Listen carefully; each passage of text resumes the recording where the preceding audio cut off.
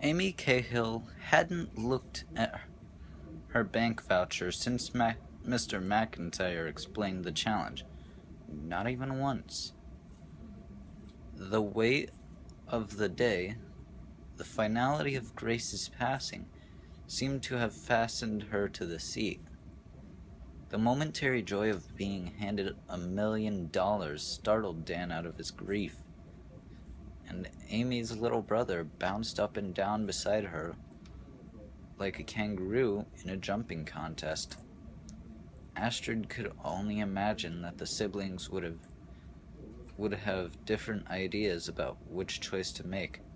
One minute your life is normal, tough but normal, and the next minute someone comes along offering you $1 million.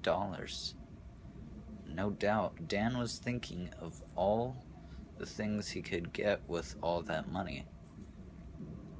Atticus, if Astrid had to guess, would invest it so he could buy an ancient sarcophagus. He was an extremely bright child and had been fascinated by mummies since he could walk.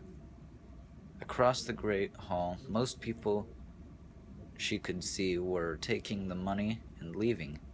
Some had fainted in their seats, and family members were doing their best to revive them.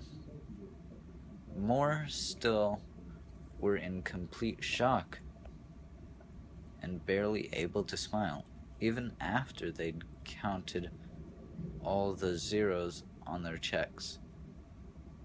Cousin Ingrid took the money early and rushed out, the stomping sound of her heavy black boots echoing through the hall. Eventually, almost everyone left, clutching their $1 million vouchers with both hands, except for a small few.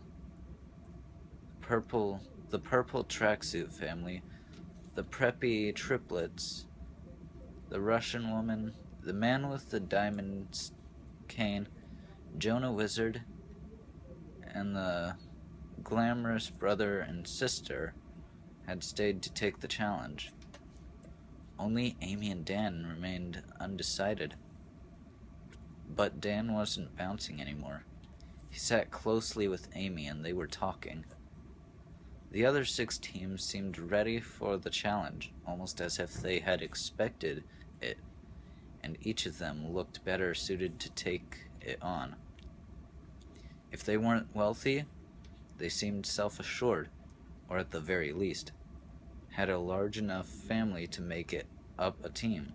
But Amy and Dan were by themselves, and looked so small in such a great room as they huddled together to make their decision. Astrid felt pangs of anger rising inside her as she thought of Grace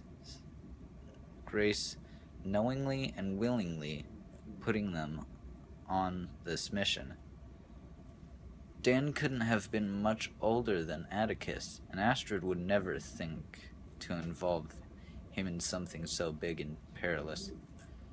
What was Grace thinking, exposing them to so much danger?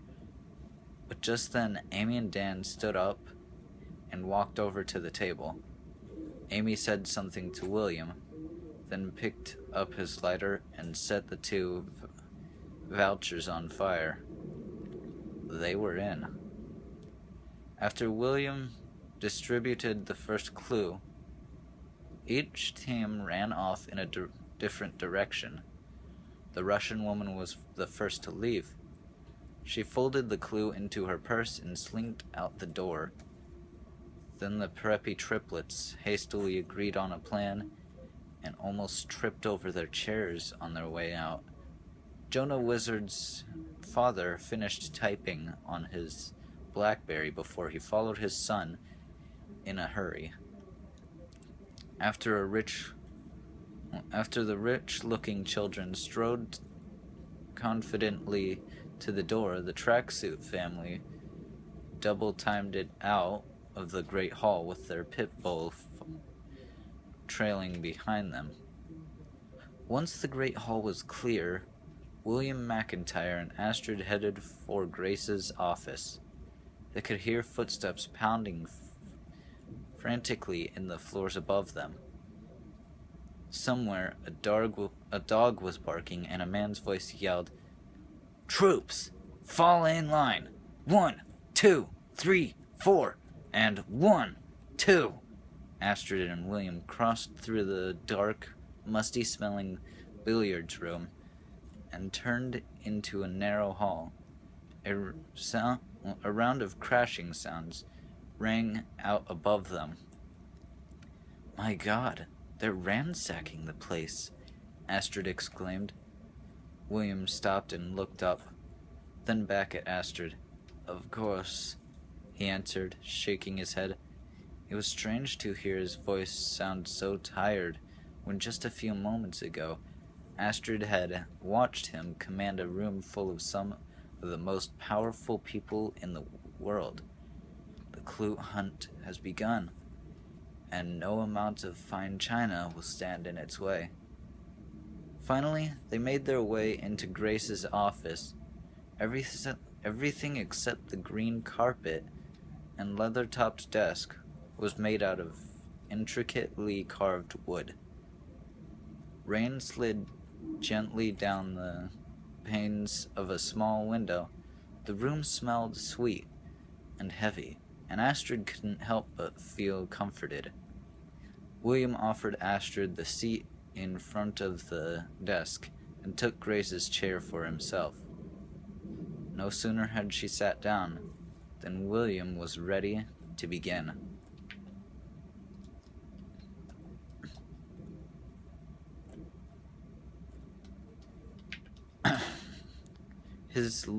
He leaned forward intently. "Astrid, what do you know about the Vespers?" To hear the name Vesper from someone besides Grace sent a chill down Astrid's spine. It made them all too real. She took a deep breath and began. "When I was a little girl, my grandmother used to tell me stories about a clan of very bad people. An insidious group, almost like ghosts, who moved silently through history, wreaking havoc. But there was also a group called the Guardians, who fought the Vespers whenever they could." "Yes, go on," William encouraged, tilting his head in closer. "I forgot most of my grandmother's stories, and those that I did remember I took for old war tales.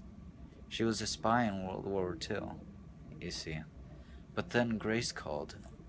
She explained to me that she believed the Vespers were still active, in fact, stronger than ever, and that I might be the last living guardian." William sat back. That was indeed a difficult day for Grace. She wanted so much for it not to be true, he said. Astrid shifted uncomfortably in her chair.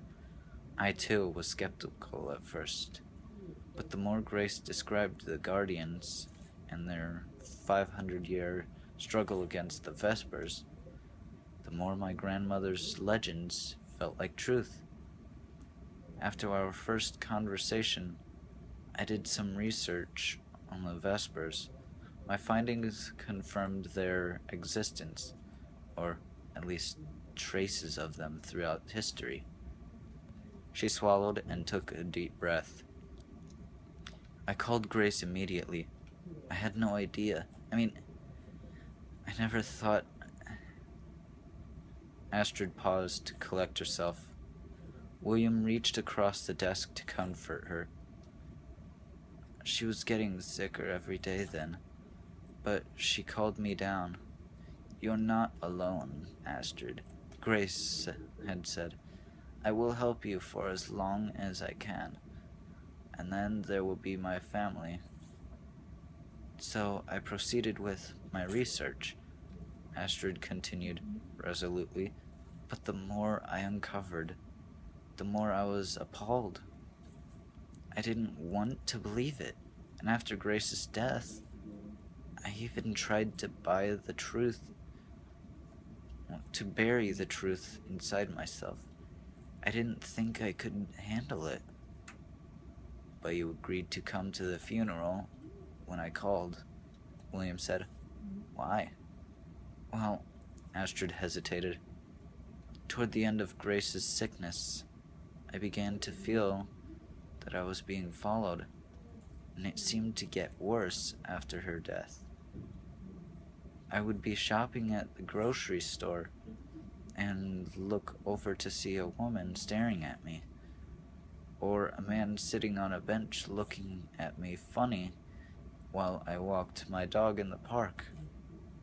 And once She trailed off, embarrassed at how paranoid she'd sounded.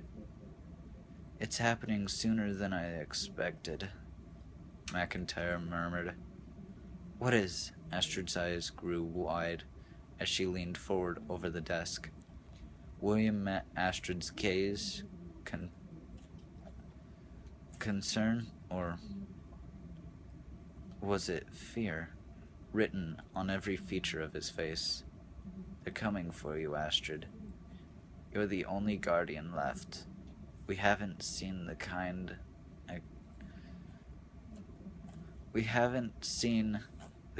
of activity you're describing in decades. No. This is a full-out offensive, and they won't stop at you.